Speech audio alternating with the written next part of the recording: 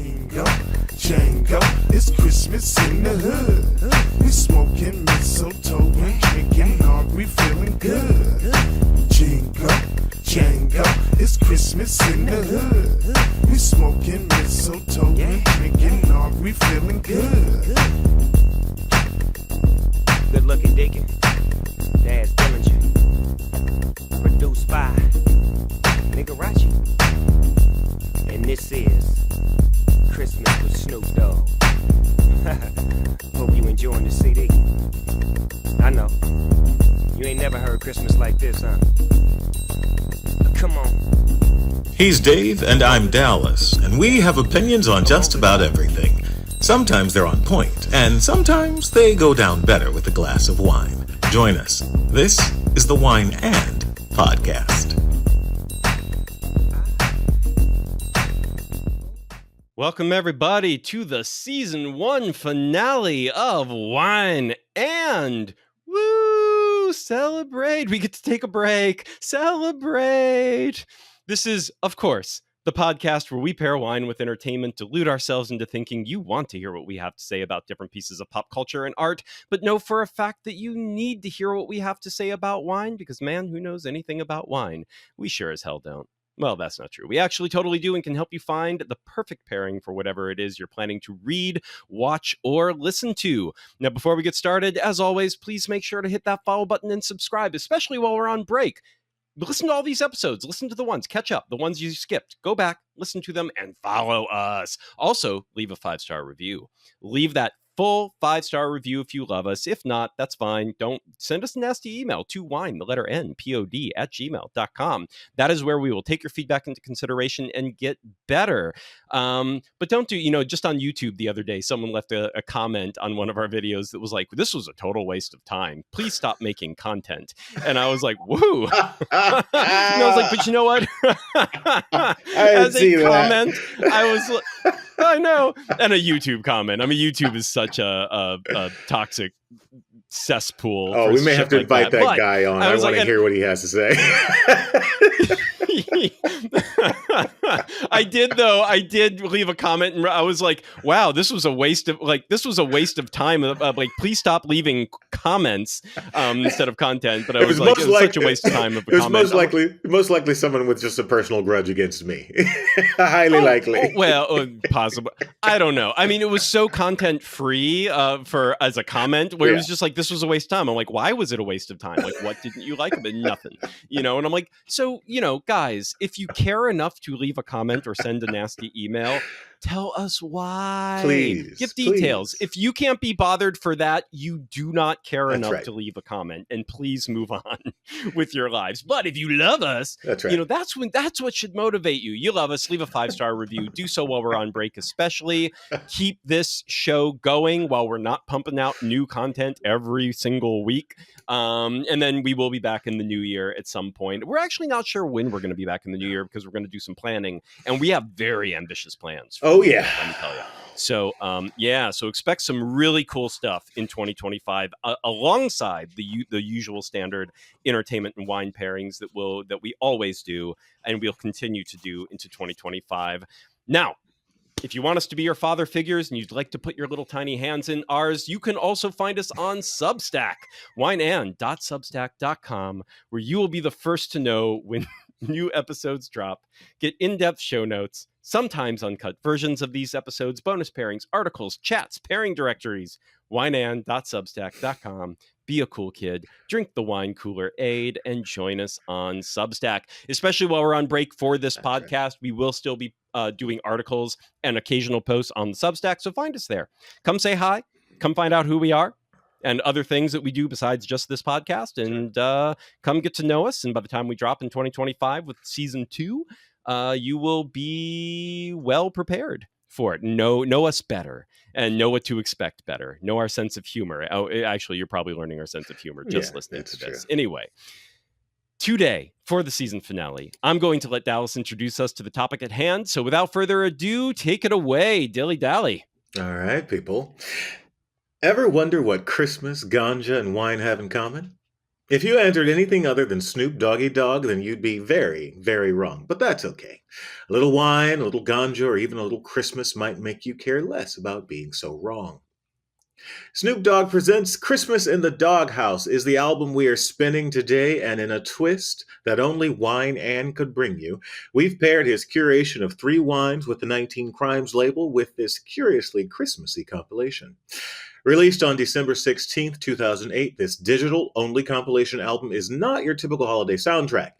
Curated by the one and only Snoop Dogg under his Doggy Style Records label, it features 20 tracks that showcase a variety of West Coast hip-hop artists from the Dog Pound to Nate Dogg. This album is a funky exploration of Christmas themes through a distinctly hip-hop lens.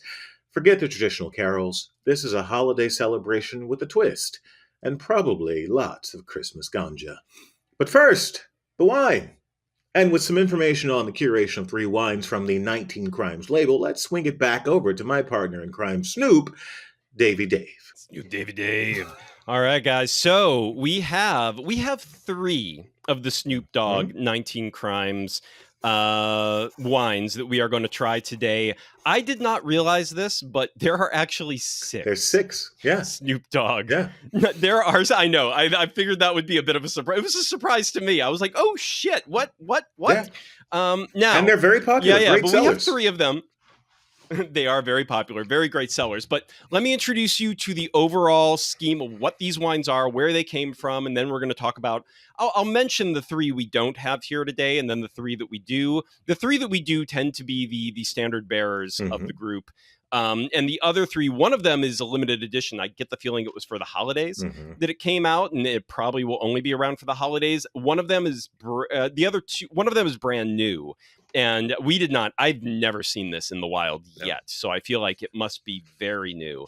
And we didn't find it in any of the wine shops, or I didn't eyeball it. To be fair, I'm not usually looking for the Snoop Dogg wines. So it could be my eyes just glaze over it every single time. Though it's one of the more colorful labels of the 6. So I feel like I would take note of it. And then one of them, I'm more of a red than a white drinker, so there is a Snoop white that I feel like, yeah, my eyes probably just glazed over that one as well. And I don't spend enough time in the white aisle, especially the white aisle where a 19 Crimes Snoop Dogg bottle would be.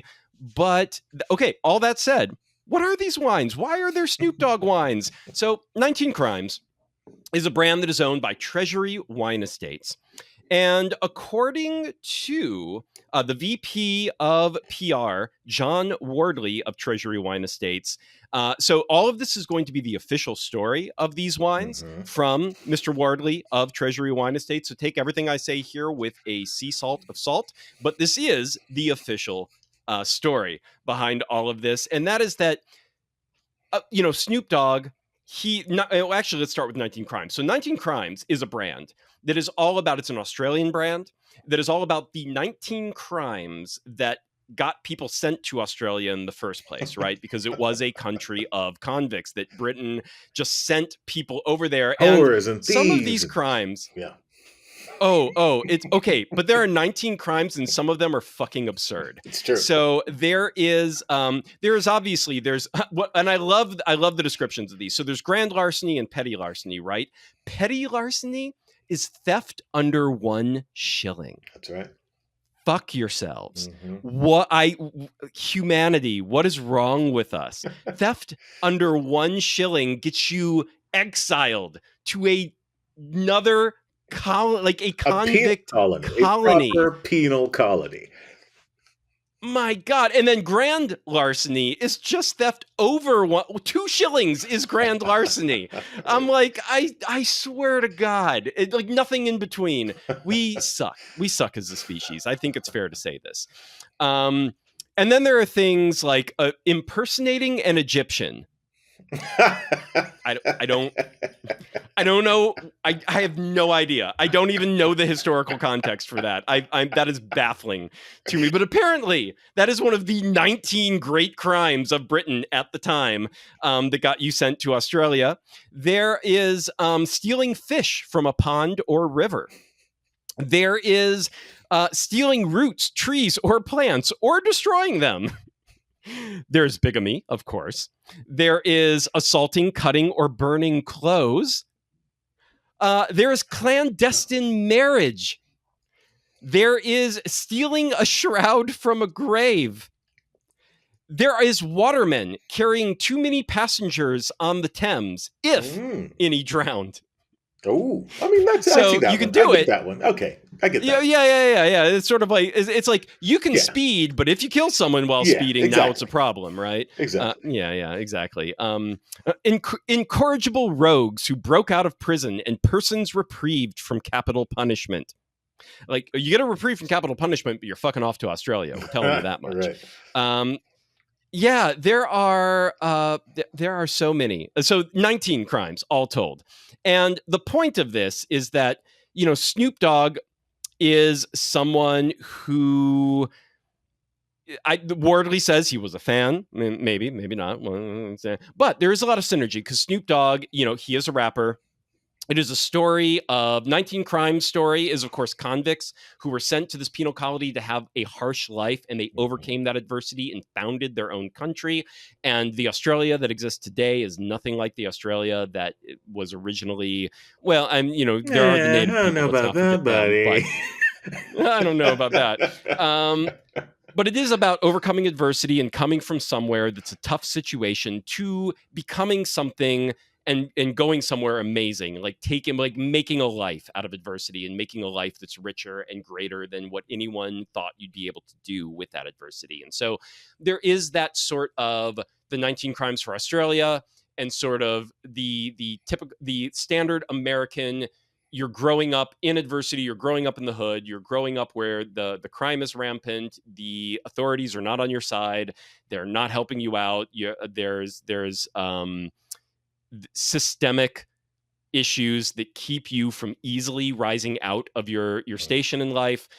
So similar in that regard. And so 19 Crimes and Snoop at this point by 19 Crimes, because this was the 2010s that they really started to get together and do this. Snoop had become an entrepreneur at this point. He was far more than just a musician. One thing we're going to talk about probably a little bit with his Christmas album is he already had a deal with Landy, which was, I had to look up what Landy was. I was like, what the fuck is Landy? But there are no less than 3 songs on this Christmas album that talk about Landy.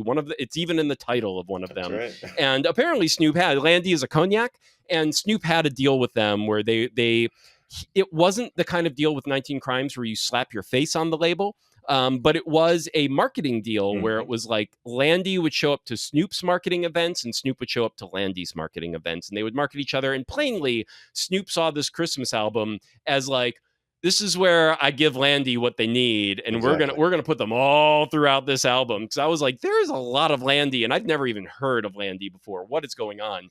But yes, he had a deal with Landy at the time. So Snoop is a very sharp businessman. Now, according to 19 Crimes, Snoop picked all the blends for his wines. He tasted them all and decided what he wanted. Now, maybe. Absolutely, maybe. I'm sure there's a reality somewhere in between where 19 Crimes put together like at most a half dozen blends, and Snoop chose between that half dozen. I'm not sure they brought him into a room with like 50 different barrel samples and were like, Snoop, we're going to mix and match until we find the exact thing. Maybe, but I doubt it. My guess is they probably curated a little bit for him and then Snoop picked the final blend. But near and dear to my heart, Snoop, my man, it is predominantly the Snoop Cali Red is predominantly Petite Sirah. It is. Fuck yeah. It is. My grape, baby. Petite Sirah, Zinfandel, and Merlot. Now, it is interesting. I saw that in previous vintages, like the 2020 vintage, it was usually over 14% alcohol. We have the 2022 vintage with us here today, which is 13.5. So they got that alcohol down, which is for a Cali Red. That's interesting. So for the Cali Red, it is 65% Petite Sirah, 30% Zinfandel, 5% Merlot, and the acidity is low. It is a 3.77, which is low for acidity. So it's going to be a quote-unquote sweet and jammy red, and Petite Sirah is known for low acidity. It's known for higher tannins, so we'll see how the tannins work. So we have that. We have the Cali Rose. which is its own blend that we'll get to here in just a moment. And then we have the Cali Gold, which is a sparkling white. So kind of his sparkling, I'm not going to call it a champagne, but his sparkling, probably going to be closer to Prosecco, where it's got that fresh fruitiness. Not really. I doubt they're doing traditional method and getting those bread and biscuit flavors in there and doing extended aging. None of these wines are expensive. These are all like in the $10 to $20 range each at most. I think on the 19 Crimes website, they're all like $15 a piece.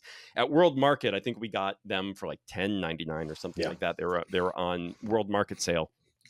And so we have those 3 wines. Now, there are 3 others. There is a limited edition Cali Rose sparkling. So they made a sparkling version of the rosé. They say this is a limited release. So my guess is this is a sparkling for the holidays. But it looks to be the rosé that they added bubbles to, and not really anything else there. Now, there's also a white, Cali White, or Cali Blanc, which is a Sauvignon Blanc that is medium sweet. So that's actually a significantly sweet Sauvignon Blanc, which I was surprised to see. But it is a Cali Sauvignon, so it's not going to have that fresh bite of a New Zealand Sauvignon Blanc. Cali Sauvignon Blanc tends to be more tropical.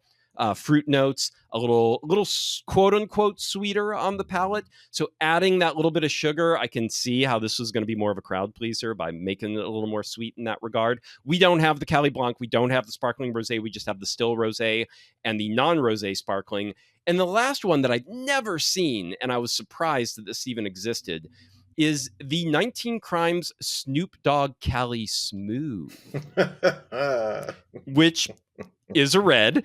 From the breakdown on the website, it is the same red blend as the Cali Red, 65 Petite Syrah, 30 Zin, 5 Merlot. I don't know if someone copied and pasted on the website and that is the actual blend and it's not any different. But according to the website, the smooth is no different, but it is apparently this red blend, quote unquote, this is what they say on the site. This red blend is a gentle spin on the familiar Cali Red recipe, ripe with dark fruit notes and toasted oak. Caramel and vanilla undertones make for a silky smooth finish. What? I'm assuming maybe this is like an extra oak aged version of the same blend. Yeah. That might be what it is. So it's like they extra oak age it, which is going to smooth those tannins out further than your basic Cali Red, but also probably make it very oaky, which maybe makes it smoother, like more vanilla, more oak. And the Cali Red is aged in American oak, which is going to be American oak is usually more punchy than your French oak. Like it's got spicier, it's a lot more vanilla, a lot more flavor usually gets dumped into the wine from American oak. Riojas, surprisingly, traditionally are often aged in American oak. They're actually the most infamous ones for always using American oak, or traditionally they did. Nowadays, I think some people use French oak up in Rioja. But traditionally, always American oak, where most places were like, no, French oak, where even Americans were like, aggressively, no, we're not using American oak. Aggressively, we're not doing that. But American oak does add a little something extra that French oak does not. It is a different oak. It does have a different aromatic and flavor profile. So my guess is the smooth is extra oak aged, but I've never seen that in the wild. Now, the Cali Rosé that we're going to try here today is 75% Zinfandel, 20% Grenache, 5% Pinot Noir.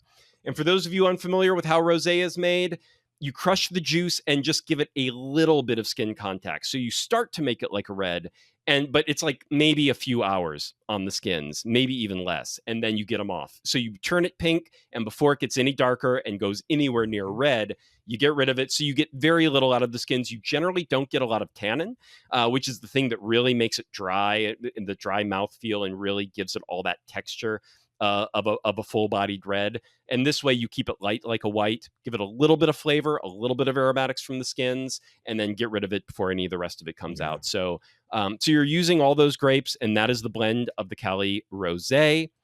And then the Cali Gold is a blend of 10% Muscat Alexandria, 26% White Riesling, 28% French Colombard, and 36% mixed white of other things that they don't specify that makes of sense. other white varietals.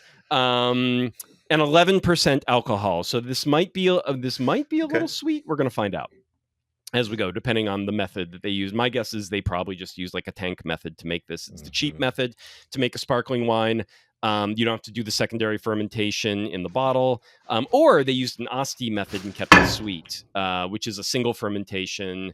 And that's also a quick way to produce wine, especially if you want to leave it a little bit sweet. All right. Those are the wines. Oh, and I will say, let's see, were there a few more details? There's not really. Oh, so a couple more fun facts, actually. Sorry, I did write these down. Of course, the 19 Crimes labels are infamous for their augmented reality. We will put a little video of screen recording of Snoop Dogg talking in his augmented reality. It's fun. It's just Snoop Dogg. They recorded his voice saying these lines, obviously. It's interesting. The one thing that kind of annoys me is like, I wish they would. The augmented reality looks like a CGI version of Snoop. Which is because they took a photograph and animated it, right? And so it's like, it is like a computer generated version of Snoop. Like, it doesn't move. Like, it's not that actual life like I wish they would have just recorded Snoop saying these things and whatnot, like in black and white. That probably would have gone over better, but whatever. It's still fun, this augmented reality. And apparently the rosé was Snoop's idea. After the Cali Red, Snoop was just like, look, rosé is party in the bottle. I really want to have a rosé too. And so it was, according to him, his idea to do that. And he also, Snoop Dogg is instrumental. He's the one who brought Martha Stewart on board to make her Chardonnay. With that makes sense. That tracks. Snoop and Martha are tight. They are. Yeah. They are. They really are. They have a bit of an empire together since they did their potluck show. Yeah. So so if you like any of these wines or hate them, blame Snoop. It's all him. He's the reason all of these damn things exist. But we're going to try the 3 wines we have today and let you know how well they go with the album. Dallas, do you want to open these bottles first, or do you want to talk about the album first? Let's, why don't we break and get the bottles together? And I have them here. Yeah, me too. I just need to actually Okay. pull them over here and get the glasses. Oh, okay. Okay. But let's do a quick break, and then maybe let's taste the wines first. I'm gonna start with the Cali Red. Cool. Oh, you're gonna start with the red? Yeah. All right. Yeah, all right. let's do it. All right. All right. So a lot lighter in color than I'd expected. Ooh. Yeah. And on the nose, it's weirdly floral. It's like rose water. It is, yeah. It is very aromatic. It is very it's a celebration wine for sure. It's a good time wine. I'm not sure how much I like the nose. It does smell just like it smells like rose water and kind of nothing else, like a hint of fruit. And for a wine that is 65% Petite Syrah, like this is, you can kind of see when I hold it really close to the camera, you can kind of see how see-through. The lighting here makes it look dark, but man, oh man, guys, it's not. It is see-through. It looks like a fucking Pinot, but purple instead of red. Yeah, like it looks like a purple Pinot because of that very, Petite very Syrah. good. Very good description. It looks like a purple Pinot. Yeah. Yeah. Huh. Oh. All right, that is candied. It is very candied. Yeah. Like I said, this is a good time wine. All right. This is a brunch get together with the girls or the guys wine. It is. It's true. And it's, it's not, if there's a hint of residual sugar in this, which I don't know if there is, probably there usually is in wines of this caliber, getting the sugar, but it's probably just a hint. But when I said candied, it's not literal sweetness per se, but it does taste like candied, like the actual flavors you're getting are like candied cherry and candied strawberry. Cherry and strawberry through the roof. You almost, maybe a hint of raspberry, but there's very little tart in this. And for a purplish wine, it's very red fruit. You know what it is? Like there is no black fruit in this. It's black. I'll say, you think blackberry? I say blackberry because blackberry technically lives closer to raspberry than it does to other black fruit. Right? Oh yeah, blackberry cobbler. Yeah, but I still get raspberry more than blackberry. I think. I'm getting blackberry for sure. Um, yeah, pleasant. Yeah, interesting. Hmm. Hmm. This one, unfortunately, I was hopeful because it's 65% Petite Syrah. I was like, okay, even if this is like very run of the mill, no frills, not exciting or anything like that or mind blowing, but I gotta say, this is not what I'd hoped for. This is not what I hoped Did for. you It's just, did you let yeah. it sit for a while, or did you just open it?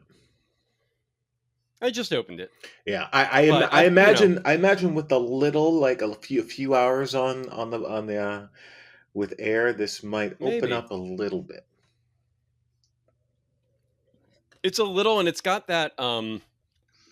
Sometimes with big bulk brands like this, you can get this like metallic-y aftertaste Okay. and metallic-y on the nose and on the palate, and I definitely get that from this wine. It's not like unpleasant or anything like that, but yeah, I was hoping for something fruity, or like, I was hoping for something a little richer with that blend as it was described. I was something a little more concentrated, a little more richer, even if it wasn't like super high quality or artisanal or any of that Mm. bullshit. Like just something that would have been, yeah, rich. And this is very light and very. Yeah, I'm just not getting enough out of it. Yeah, blackberry, okay. blueberry. It There's a little oak in there, just a little smoke, And little the oak. tannin, I mean, like again, the extraction's very light, like very little Uh-huh. tannic structure. They kept this very gentle. The alcohol is medium. They even brought the alcohol down from previous Is vintages there on this one, Zin so in it's only this? 13.5. Zin's in this, right? Yeah, 30% in, Okay, all right, yeah. and then and then a hint of Merlot. So two of Dallas's least favorite red grapes, right? Facts. But then a lot of Petite Syrah, Yeah. predominantly Petite Syrah, which I'm a little shocked by the Petite Syrah. I'm like, where? How? And only that purplish color a little bit kind of gives it away. Zin and Merlot can get a little purple You know, now and it's again. this is a And this little is low acidity, so it's on that purple spectrum. this is a little this is a little overly sweet on the front for me. Yeah. Oh, 100%. Yeah. It's not, again, I don't know how much literal sweetness is in this wine. I think only a hint. But and I've been missing, like in class, I drank a what was it? It was something that was like, I thought it was like, I marked it down as medium sweet. Mm. Something about it made it so ridiculously sweet to me, and no, it was like not even remotely was that correct. So I can get fooled by certain flavor elements. It can I will taste say very sweet. that the tannins are really well integrated. They're quite. I mean, they're yeah. I dig the tannins. Oh, in this. I mean, again, there's not a lot of extraction here. Like Mhm. they kept. Mhm. I'm almost a little tempted to be like, did you carbonic macerate this shit? Like, how did you do this? Like, there is so little pigment and tannin in there, and again, that like almost cotton candy-ish candy, right? Yeah. Flavor. There's something about it where I'm like, semi-carbonic maceration might have been involved in this. I'm uncertain, but it almost feels that way. It's a little Beaujolais-y. I do think a For lot of these wines, these accessible wines, are created with food pairings in mind. And I could see this holding up very well with barbecued meats and, really heavy celebratory wines. There's that touch of sweetness on the front yeah. end. Again, it is pleasant. It's pleasant. There's nothing offensive about this glass whatsoever. And there isn't a whole lot of complexity. But pleasant. I'm gonna go with a little bit of offensiveness for my palate. Again, it's got this weird metalliciness to it that is a little off-putting. That's my one. It's not overbearing, it's not overpowering, but it's not great. Agreed. For our palates, I agree with you. But I think for the general public who are just sort of reaching for the bottle, I think that adds a certain. But we gotta be honest to ourselves. For this one, there is a little bit of unpleasantness to this one, and definitely disappointment on my part for that Petite Syrah. But I'm moving on to the rosé. Actually, And before we do that, it almost actually, let me pour Yep. some rosé, and then I'm going to pick up with some Album? info on the album. Man, this nose is. And the rosé's That's something. I actually like the nose on this one better than the red. Man. Okay. All right. Yeah, see this. Yeah. This is pleasant for me. This is the one where I'm like, okay, yeah, party in a bottle. Absolutely. Oh, it's got more acidity. My mouth is watering. okay. That's something. No, this I like. I can tell. See, I think I dislike the red far more than you, and now we're switching places. You know what's funny? I do think these are gonna open up so relatively well. So I'm gonna keep this around and these bottles open once we finish this. I'm gonna sneak back in for a glass maybe in like 3 hours. I'm gonna do it because they're whole bottles, and I what know. else am I gonna do? Right? But I'm gonna bet against that. I don't think these are gonna really open up much more at all. I think so. But we'll see. All right. So, and now for some info on our dear Sir Snoop Doggy Dogg. The man behind the magic. Snoop Dogg, born Calvin Cortazar Broadus Jr. on October 20th, 1971. I know. Did not know that. If you thought his name was just a clever play on words, think again. His mother nicknamed him Snoopy after the beloved Peanuts character because he resembled the cartoon dog. And who knew that would lead to a legendary rap career? Exactly. Amazing. Snoop first burst onto the scene in the early 90s with his debut album, Doggy Style, which sold over 800,000 copies in its first week. That's in its first week, back when people had to get up off their asses, find a record store, go inside, find it, grab it, buy it, take it home, and listen to it over and over again until they had every single line memorized. None of this streaming nonsense. But we also had nothing else to do except go to malls. Exactly. So, but none of the streaming nonsense you young whippersnappers do today. Snoop's not just a rapper, he's a cultural icon who has dabbled in everything from acting to film and TV production and even wine production. Yep, you heard that right. It's the whole basis for this episode. Just a hint, look for us to cover more celebrity wine brands in the future. Snoop has collaborated with some of the biggest names in music, including Dr. Dre, Tupac, Pharrell. His laid-back style and smooth style have made him one of the most recognizable figures in hip-hop and culture in the last 30 years. That's right. He's been at this for 30 years. He is a grandfather, and I think even a great-grandfather. And curiously enough, he's almost eternally young. People don't understand that Snoop is a man well in his 50s at this point. Beyond music, he's known for his philanthropy. Not only does black not crack, but he's skinny enough. Yes. He is skinny enough that like he never looks different. Like he's, sometimes you get older and you start to lose the weight because you have health problems and things like that. And then you look a little like baggier or wrinklier because of that weight loss or things of that nature. You lose your just slight youthful cherubness. Snoop never had youthful cherubness. It didn't exist on his body. That's very true. Skin and bones from the get-go. And so he looks the same. He does. As he always has. He does. Nothing changes. Yeah. Anyway. But beyond music, he's known for his philanthropy, particularly through the Snoop Youth Football League, which provides opportunities to underprivileged youth. And real quick, we're going to check back in with the wine here, Dave. I got to tell you, I agree. This rosé, and I'm not a guy who enjoys rosé at all, generally. This is fun. This is fun. And it is pleasantly, it smells sweeter than it tastes. This is fun. So smelling this, I'm like, I like the smell, but I'm also like, oh man, this smells almost medium sweet. Like this is going to be like a kick of sweet. And then honestly, it's mostly dry. It's nice. I'm digging this. And this was, once again, this is a 75% Zin, 20 Grenache, 5% Pinot rosé with 12% alcohol. So yeah. This is fun. Pleasant. This is fun.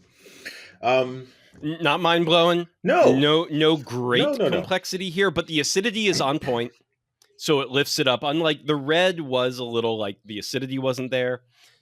Then there wasn't a lot of concentration of flavor. So the red just came across as weak sauce to It me. is very but weak. This The red's rosé is very on weak. point. The red's very weak. Yeah. But this has Rosé a is little on point. bite to it. The acidity solid, as you said, is some complexity. The nose alludes to sweetness, but Mhm. it's surprisingly more complex than the nose gives away. Yeah, it is. It is fucking 2 p.m, and I just finished this glass while we've been sitting here. I mean, it's 5 o'clock somewhere. It's 1 o'clock somewhere, of course, but it is 2 p.m. And this was one episode. Normally, we don't drink when we record these episodes. I'm drinking coffee because I usually record this at noon sometimes. I was just running late today. But today I was like, we're drinking Snoop Dogg wine. It's fine. Let's get it done. And I think it helps that I've been doing the WSET classes where I start drinking at 9:30. I'm like, okay, the seal is broken. Anything goes. There are no rules. Yeah, this is surprisingly tasty, that's and this is again is coming from as Dave knows, and maybe many of you. I don't dislike rosé, but you gotta force it down my gullet sometimes. But this is just, and it's very this one's pleasant. got a little bit of bitter flavors to it to mix with those fruit flavors. This is mostly fruity. Like it's got a sweetness on the palate. There might, I believe, there probably is a touch of residual sugar in this one as well, but it's not overpowering. It works with the acidity in this rosé, unlike with the red. So yeah, this is balanced, and this is working for me. I like this. Yeah. So Snoop Cali Rosé, that one, go for it. Now, Dallas, just to open it before we keep going. 19 Crimes, Cali Gold. All right, fine. The sparkling. Now, Dallas, can you tell me, what do you think the WSET instructions are for opening a bottle of sparkling? Oh, how do you do it? WSET instruct. Oh, I'm gonna say you find a. What's step one? Step one is probably remove the foil. No, you keep the foil. Yeah, remove the foil. almost remove the foil. Okay. Step one is you should always serve it well chilled. Oh, absolutely. So it needs to be like refrigerator temperature, because especially the colder it is, that's right, the less active the bubbles are. That's so right. the less risk there is of any of the cork popping or exploding or what have you. Sexy bottle though. Pretty sexy little magnum here, a little bottle here. Totally sexy bottle. Yeah, right. No, this is a proper sparkling bottle. Yeah. And of course, Snoop is giving his best sultry come hither face on the bottle. Fuck yeah, Uncle Snoop. Actually, to be fair, that is the same. That is the same face on all the bottles. I know, but this bottle's black, so it's by contrast, it's much sexier. All right, hold on a sec. Okay. Wow, the one critique I will give of this bottle is they don't give you an easy in on this foil. I'm having, at least for me, on this bottle that I got, I'm having to cut the foil with a knife because there's no little tab to help you do it. Okay, remove the foil. What's step number 2? Place a towel over the cork. Nah, nothing that extreme. That's not what the sommelier says, but let's see. I have no idea. What? This is service. Oh, this is service. Remove the wire cage. Oh, the wire cage, yeah. Remove the wire cage, and once it's removed, never take your thumb off the cork. That's right. Never. Yeah. And so always a sommelier, a former friend of mine, said you could keep the cage on because that allows you. You could unlock it, but if you keep the cage on, it adds to the idea that you could. Hey, I'm not. Hey. Yeah, I'm just saying. Officially, that is not the. Those are not. I would fail. I would not get a point. All right, there we go. So there is that. Now, you grab hold of the cork, and the last step, because you want to do this making as little noise as possible. Do it in frame. Do it in camera, Dave. Do it in camera. There you go. All right. So you hold onto the cork and another on the bottle. There you go. Right, and then you turn the bottle. That's not right. The cork. Turn the bottle. Yeah. And that is how. My damaged hand from the car accident can't do this. You're gonna ruin your computer. Yeah. Exactly. I'm still in recovery. Back up. My turning, the hand that would hold the cork is not quite up to grip snuff at this moment, because so yeah, I might have to ease this out and let it pop there you ever go. so, but poof. There you are. Good There man. it is. Good man. Ooh, There it is. good bubbles on that. All right. Solid bubbles on that. Or good smoke. Good Ooh. Apple. That's curious. Ooh, strong apple nose. Ooh. Apple is curious. Yeah. Apple's normal. Strong, but strong for me. Yeah. Not too bad. So yeah, this is very Prosecco-like. It's got that, just fresh and fruity. So you've got like yellow apple versus green apple more. You've just got that, yellow apple, a little bit of citrus, but nothing too sharp. No, not really bready or yeasty. So this is definitely a youthful, not traditional champagne method where they soak it on the lees. This is just a bright, fun one. That's something. Oh yeah, my guess is this was Asti method that they used on this. Yeah, this has some sugar left in it. It's a good time. Yeah. I can. Yep. Yeah. I can even feel the stickiness on my fingers. Yeah, there is some sugar. There is some sugar left in this bad boy. Yeah. So this is Moscato d'Asti style. This is a good time wine. This is a good time sweet wine. Yeah. Yep. And the Asti method, which all Moscato d'Asti goes through, and honestly, there are some delicious Moscato d'Astis out there as well. This is actually quite nice. It will be a little sweet, so you want to make sure that's what you want.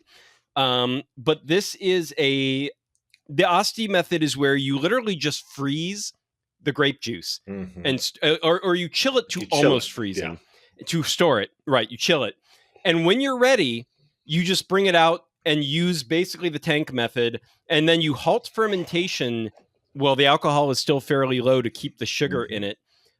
This has 11%. Let me go back and find out. 11% alcohol. Yeah, 11% alcohol. Okay, wow. So that's not terrible. Again, not as much. Asti would probably be closer to like 8%, and they would have left a lot more sugar in there. Whereas this one probably just left a teeny bit of sugar in there. Yeah. All right. As we continue to taste, I'm going to pick up here with some of the featured collaborators on this album. The Dog Pound is a hip-hop duo consisting of Daz Dillinger and Corrupt. They are known for their contributions to West Coast hip-hop and their collaborations with Snoop. They performed This Christmas on the album, continuing their long-standing collaborations with Snoop. Since the album's release, the Dog Pound has remained active in the music scene, releasing several projects, including Dog Chit 2013 and Dillinger with Young Gotti the second in 2021. Jay Black is an artist featured on Xmas Soul. He is known for his work with the West Coast hip-hop scene, of course, and for his very smooth vocal style.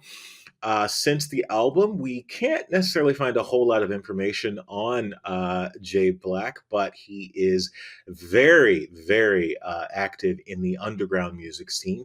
Damani is featured on A Gift That Keeps On Giving and Every Day Is Like Christmas to Me, further solidifying his connection with Snoop's musical endeavors. Since the album's release, Damani has released several solo projects and collaborated with many other artists. Bad Luck, that's Lucc, is a rapper from LA who gained recognition for his work in the West Coast hip-hop scene, of course. He appears on My Little Mama, Trippin' on Xmas, The Grinch, and Landy in My Eggnog, which is a callback to what Dave was mentioning earlier, showcasing his style alongside Snoop's festive vision. I love that. It's I like that phrase when I came up with it, Snoop's festive vision. Bad Luck has continued to produce music and collaborated with so many different artists. Chris Starr is known for his R&B and hip-hop orchestrations. His smooth vocals have made him a sought-after collaborator. He features on 5 tracks of this album, including This Christmas. Chris has pursued very many various musical projects since 2018. And of course, let's not forget Nate Dogg's memorable chorus on Lookout, which adds a wonderful hip hop flair to a festive mix. And on that note, Dave, let's talk about this album real quick. Let me know what your Yeah. initial response and thoughts were, what you thought going into it when I mentioned it like 3 months ago, and Yep. how it stands up to you as a Christmas album. So my thoughts when you mentioned it to me originally was essentially just, yeah, Yeah, sure. that's true. That's very true. I was like, why not? Why not? I've never listened to the Snoop Dogg Christmas album, but I was all for it. I was like, yeah, let's see what was going on. I didn't know what era it was from, so when it was all the way back in 2008, I Yeah. was mildly surprised by that. I didn't think it would go quite. I thought it would be in the 2010s, And it was digital but only in the fact that he was already, 2008. oh my god, Yeah, wow, that's why it was amazing to me. and the first iPhone is 2007, 2000. The That's first right. smartphone ever was right at that time. Yeah. So we did not have streaming on our phones That's yet, right. really. But you had iPods, Yeah, right? You had they've iPods. been around for a little while. You Yeah, had Mhm. Napster, and that whole legal drama was That's right. going on already. So like, yeah, digital music was a was bigger around, thing, and people yeah. were trying to see what they could do. And Snoop is an entrepreneur at heart. Like that's something we're going That's to right. harp on a lot here. And I do think this Christmas album, the first thing I noticed when I started listening to it is I started looking at all the people that were on it, because at first I was surprised how little of actual Snoop is on this album. So I was like, oh, it's a Snoop. And I believe the technical full title of this album is Snoop Dogg Presents. Snoop Dogg presents Christmas in the Dog Dogghouse. Christmas in the Dog Pound. Exactly. He's the grand curator. And as a matter of fact, he does the intro. This is a very common thing in the 90s and early 2000s with the intros and interludes and outros. As a matter of fact, those were taken to a new level, a new height, artistic heights in the 90s. And Snoop does a lot of that on his early work. But with this compilation, he does the intro, sort of a master of ceremonies, and the outro, where he essentially onboards you, on-ramps you into this idea of this sort of alternative hip-hop Christmas, and then leaves you with the parting sort of word and thanks. So yeah, this is him being the central curator for this hip-hop Christmas experience. Yeah. I think my next thought when I started listening and I realized how many other artists were on this album, and it wasn't really a Snoop Dogg album directly, right? Is I started looking up all the artists, and on Spotify, on streaming, like almost most of them don't have a lot on there. They would always, but the interesting thing is they would almost all, to a T, have an album or two that dropped right around this time. Exactly. The Christmas album dropped. Exactly. Right? So they were all giving it their go. And I believe a lot of these guys are like music producers, predominantly, more than like their own, or seemingly more music producers. They were working with Snoop. They were producing other rappers. And then this was like okay, we're going to try our hand at our own album. And we're going to get on the Snoop Dogg album as like the big part of the big promotional push to like, can this launch me into where I want to go? And I did notice, I looked at a lot, because like my favorite songs on this album are from Bad Luck.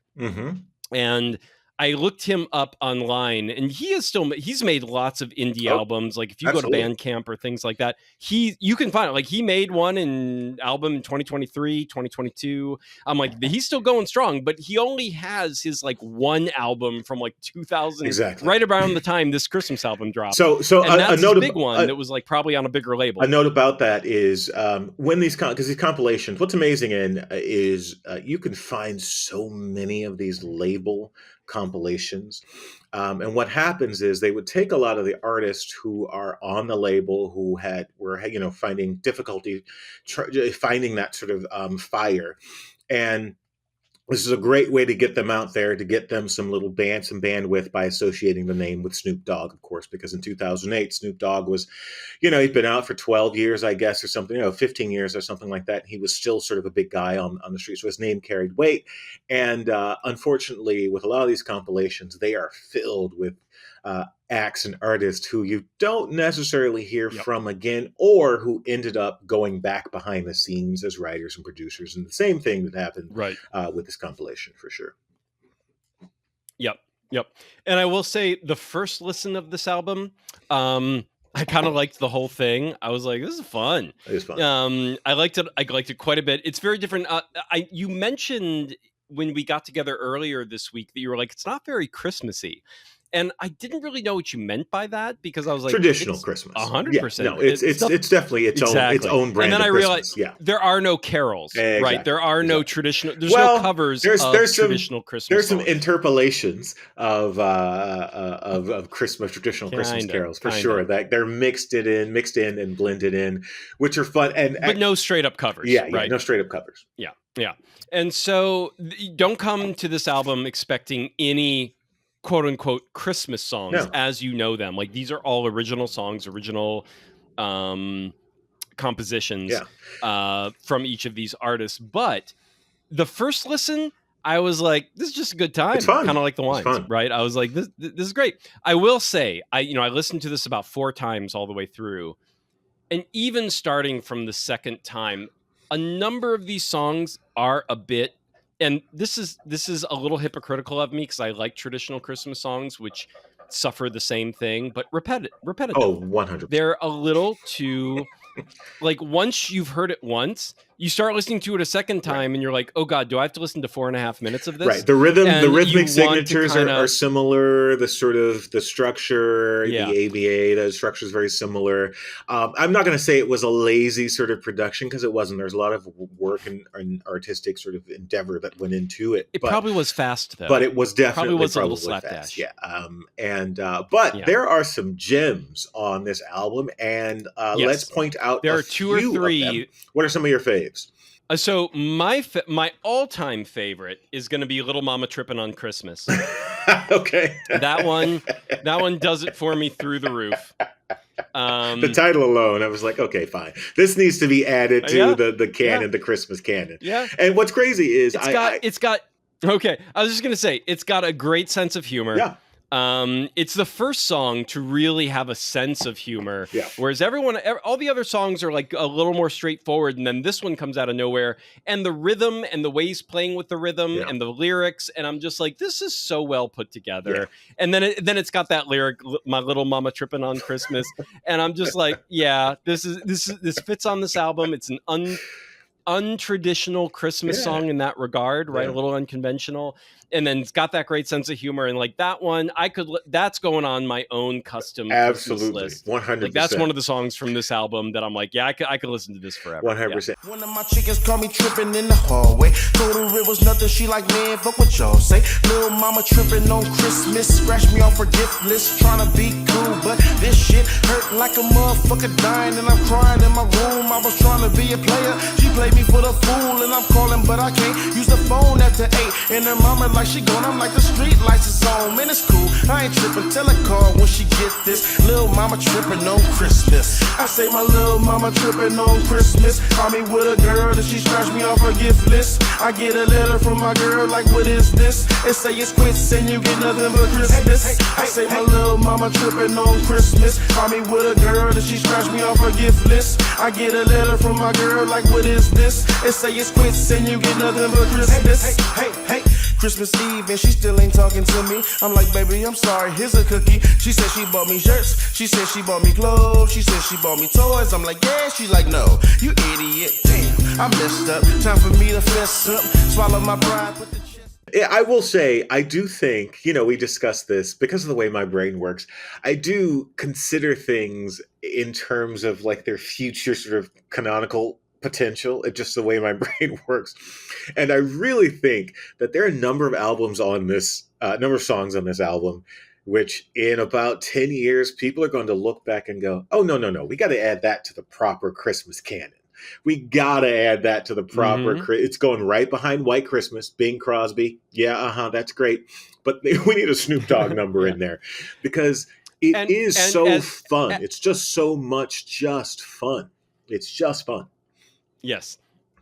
And as crassly commercial as it is, Landy and My Eggnog, I 100%. can listen to that one forever. Here's the thing, though. Well. Most of the Christmas songs, like here's the thing. Most of the traditional Christmas songs we got were commercial, right? Most of them were written and sort of, just furthered because of their rooting, their basis. Christmas songs are all about like, sugar plums and crisp figgy pudding and blah, blah, blah, blah, blah. And I'm like, Landy and My Eggnog. Let's do this. Exactly.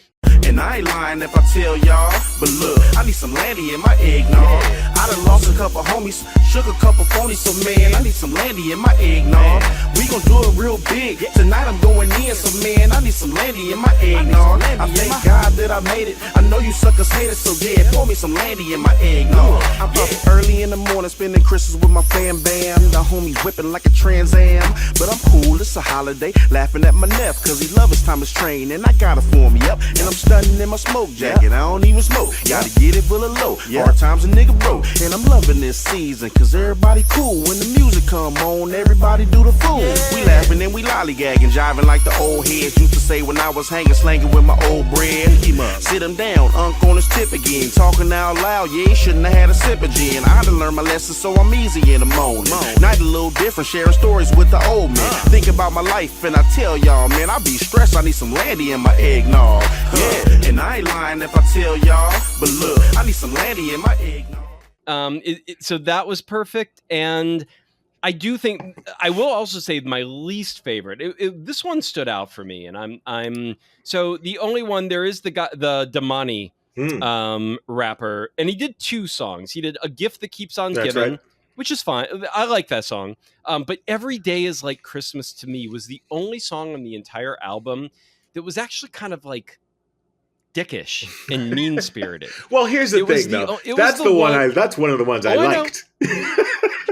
Oh, see, that's the only one that I outright hated. Yeah, because here's the thing. Here, I guess it's just sort of my realist kind of in generally indifferent, agnostic to everything kind of expression of my personality in the world.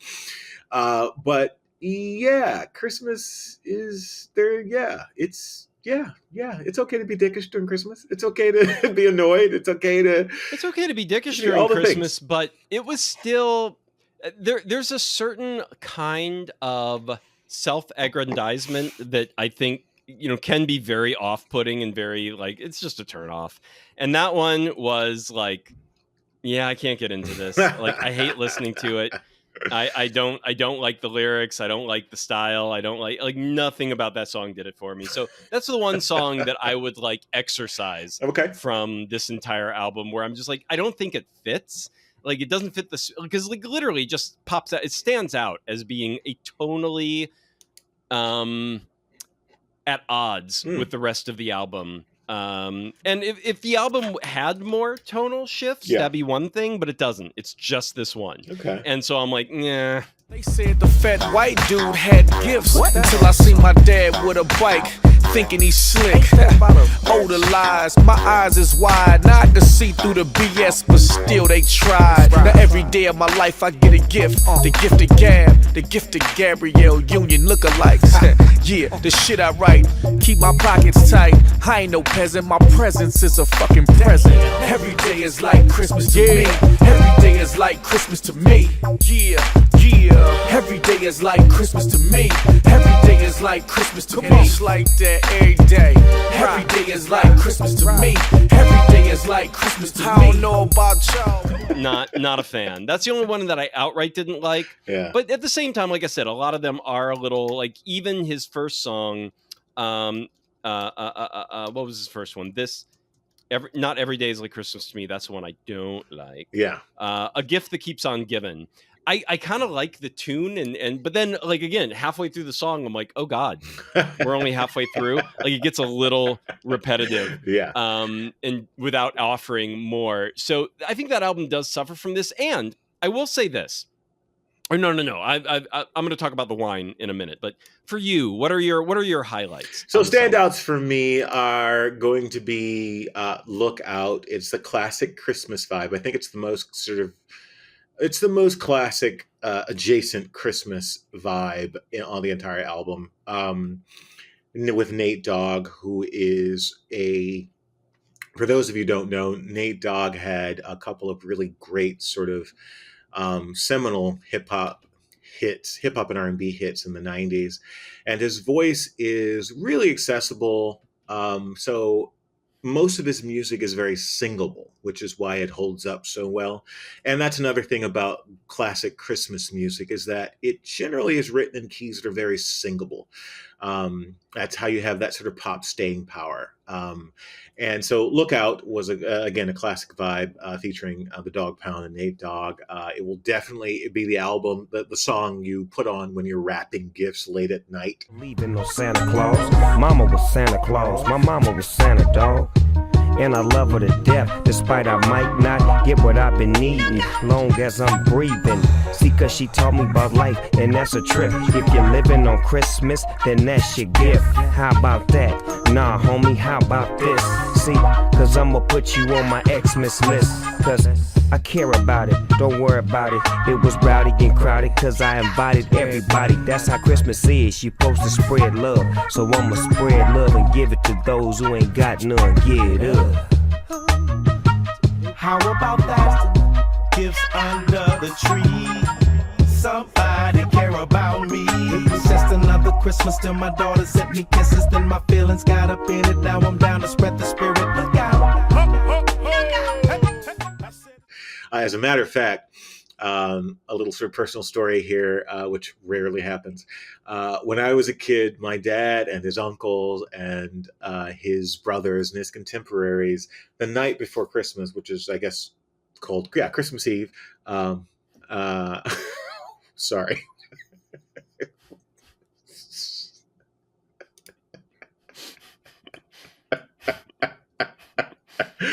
Oh, put that back up, Dave.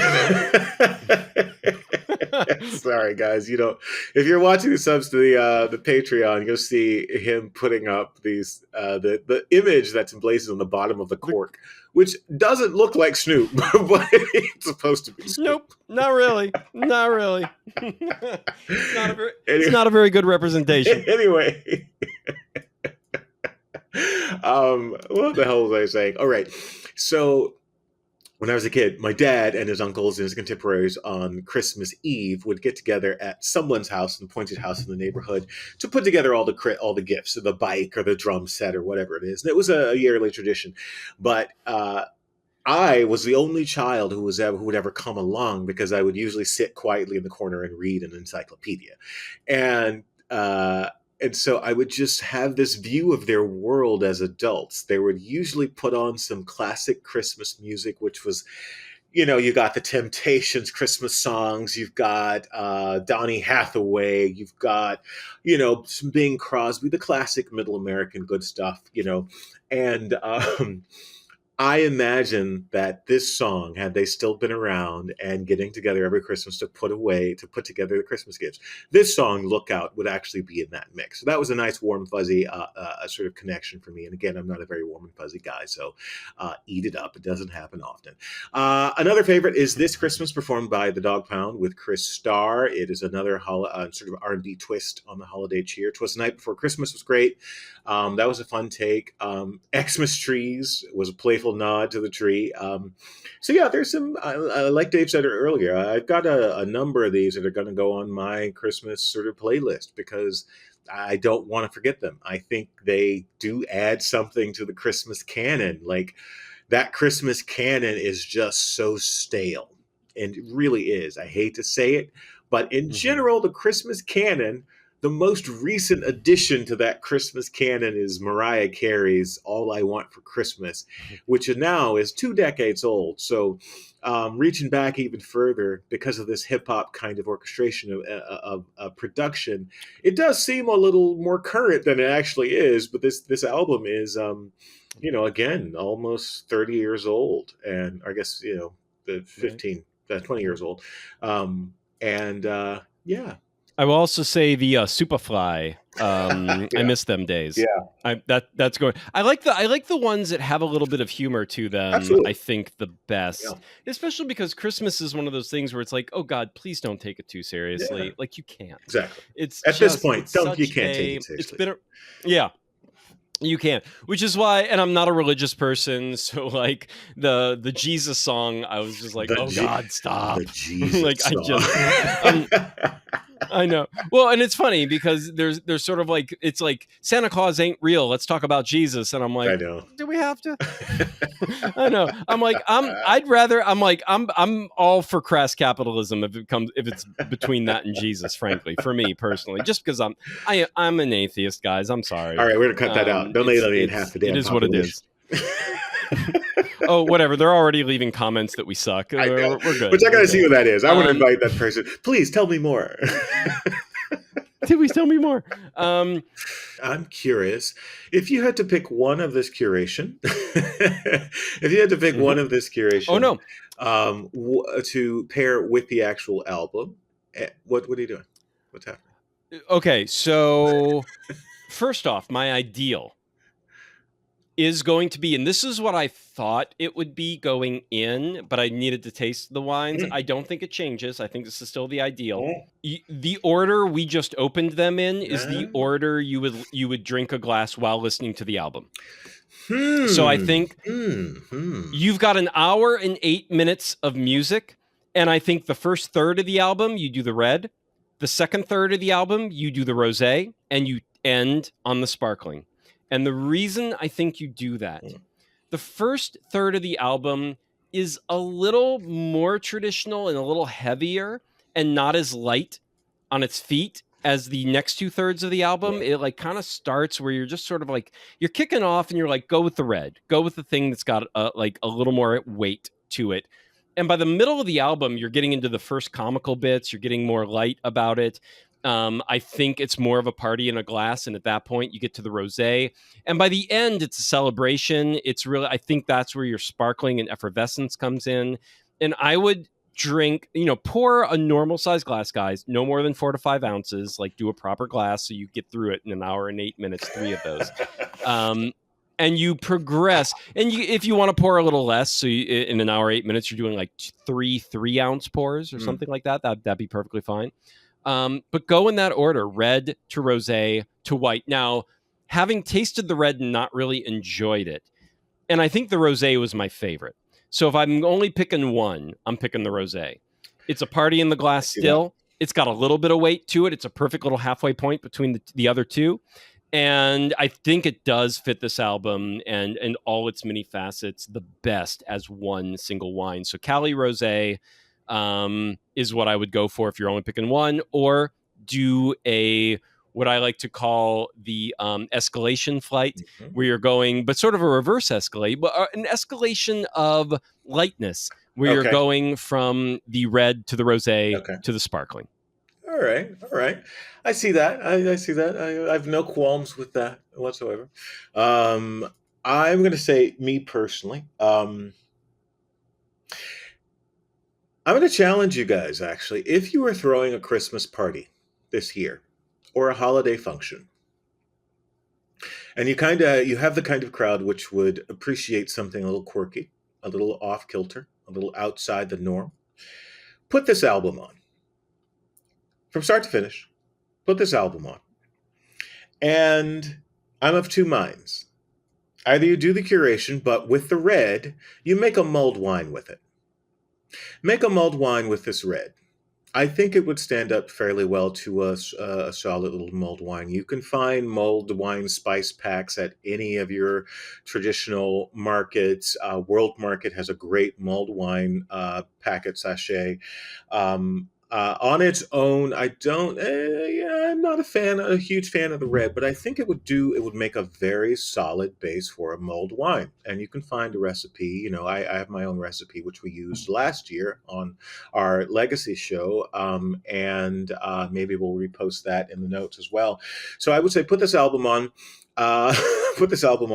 Make a mulled wine. I gotta go drag that. Oh no, I've got it. Don't worry. Make a mulled wine. Okay. Or just serve the sparkling, because sparkling is one of those things, particularly on festive evenings. People are okay just sipping the sparkling all evening.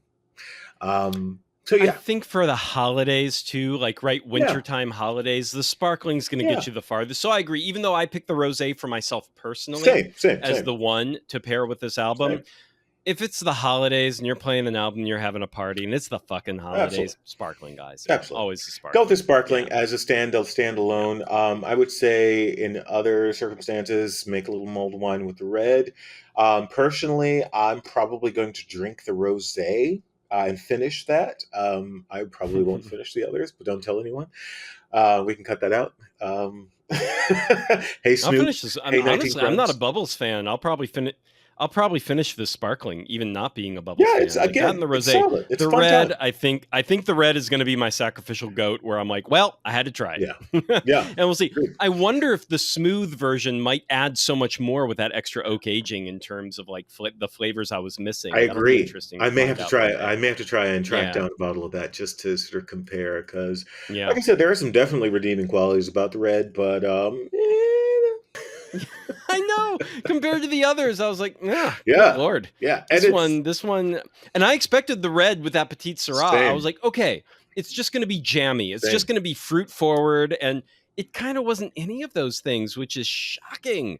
Just shocking. Agreed. And again, I'm extra befuddled and disappointed because of that Petite Syrah element, Agreed. which should have been totally different. Agreed. Should That's have been probably totally the point. Maybe we shouldn't have looked at the actual ingredient, the wine. Nah, fuck that. contents, Fuck that. but No, if it's made with Petite Syrah, it's like, what are you doing with that Petite Syrah to make this wine? Come on, guys. I know. Like, give it some legs, give it some substance, like a little bit more than, and possibly I'm timing, like, how quickly they pump it out. It's just like, you're not going to get that extended skin contact, but Sure. skin contact isn't, it's usually and then if you give it more tannin and extraction, you have That's to give right. it more oak aging to calm it To calm it down, down. to make it pleasant. So it extends that timeline all the more. So if you're pumping this stuff out fast, like year in and year out, I kind of get it. It's like, all right. Yeah. So you make it very light in extraction, but it's missing too much for me on that one. Whereas the rosé and the sparkling, perfect. Agreed. Spot on. So there you have it, guys. Yep. This is Snoop Dogg presents Christmas in the Dogghouse. I highly what? Oh, I was just gonna say, by the way, Christmas outro is my second favorite track on the whole thing. Again, I love a couple others, but go ahead. Go. I love the little string vamp that's going on through the whole thing, and then everything Snoop Dogg says, I'm like, I'm ending every Christmas playlist with this fucking thing. This is amazing. So a little note about the outros and intros. For those of you who are very familiar with R&B of the late 80s and up until the late 90s and hip hop, the outros, it's such an interesting evolution in music. They became an art form, and I will tell you, the greatest sort of artisans in that realm are Janet Jackson and probably Snoop Dogg. Their intros and outros and interludes, and Mary J. Blige is another one, they're phenomenal on their own, because what they end up doing is they weave connective tissue between the songs. They really, really do, and they lead you out or into subgenre, the mood, and it's fantastic. It's such a great space, and Snoop Dogg does it very well in this album. Yes, and in this genre, there's a lot of self-referentialness going on. That's not a word, but however you say that, there's a lot of self-referencing going on. You say this is all. It's the Dogghouse. It's like it's your man Snoop Doggy Dogg. It's always about Superfly kept dropping super, in the way you keep kind of mentioning this is about you. This is about your world. Right. This is about your life. And so the intro outro makes sense, and even the interlude tracks, because each album is like, this is where I am when I made this album. It's a body of work. It's an artistic about me. Expression. It is like, I'm taking you on this journey from note one till the last note, and I'm weaving these textures and creating these sort of roads, and occasionally I need to pop in and remind you of what the mood is, or as the kids like to say, the vibe. So it's kind of a fantastic little space. And for you musicologists out there, people are just generally interested in music, I highly recommend you do a Google search for some of the best interludes and outros and intros in music. And to be fair, that's probably the top that list is going to be populated by hip hop and R&B. So yeah, there you have it. Snoop Dogg's There you have it. Snoop Dogg Presents Christmas in the Dogghouse Presents. is not just an album, it's an experience that blends hip-hop culture and the holiday spirit in a way that only Snoop could pull off. And I honestly do believe that. Whether you're decking the halls or just chilling at home, these tracks will bring a unique flavor to your festive celebrations. And the wines, while interesting, they are festive wines. They are celebratory wines, as Dave said. You know, if you're going to do a little, and don't forget, yeah, there's 6 of them. There So are throw 6 a of them. party, 1 bottle of each, all 6. See what people think of all 6 while playing the Snoop Dogg Presents Christmas album, Christmas in the Dogghouse, in the background. Right. Do 2 or 3 rotations. See who is still standing after 6 bottles of Snoop Dogg 19 Crimes wines. And I guarantee you, probably everyone's going to find one that is their jam. Absolutely. Because we found 2 out of 3 that were our jam. That were like, I'd stay at a party That's that right. was serving this. This is great. Have a little Christmas listening again, party. not blowing your mind, but Yeah. nice. Yeah. Yeah. All right, guys. This has been the finale of season 1 of Wine And. We will be back next year with more wine and entertainment pairings for your entertainment. But until then, happy holidays, Merry Christmas, all that fun stuff. Happy New Year's, happy end of 2024. Jesus fucking Christ. Right. Happy beginning of 2025. Jesus fucking Christ. Indeed. We're going to see how that goes.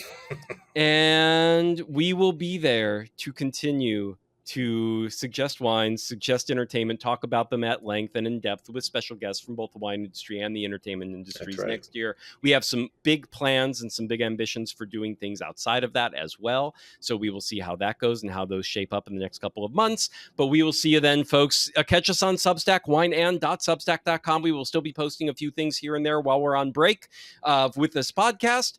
And if we don't see you until the next podcast drop, we will see you then. Don't forget to subscribe so you know when that drops, because it won't just be every week. You'll have to actually, get an alert for when this happens and when the next podcast drops. But we will see you then. Take care. Once again, happy holidays. Drink some Snoop Dogg 19 Crimes wines. Listen to the Snoop Dogg Christmas album and some other Christmas albums. Get off the beaten path. Don't just listen to the traditional Christmas carols. All right, guys.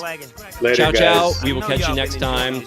We love that you listen to us. Thank you so much for being here. This has been an amazing first year. Tell a friend.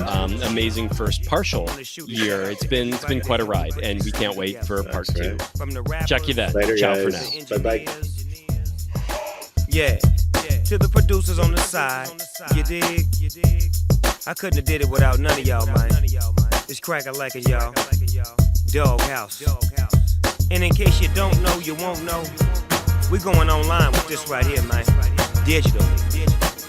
So, get it while it's good.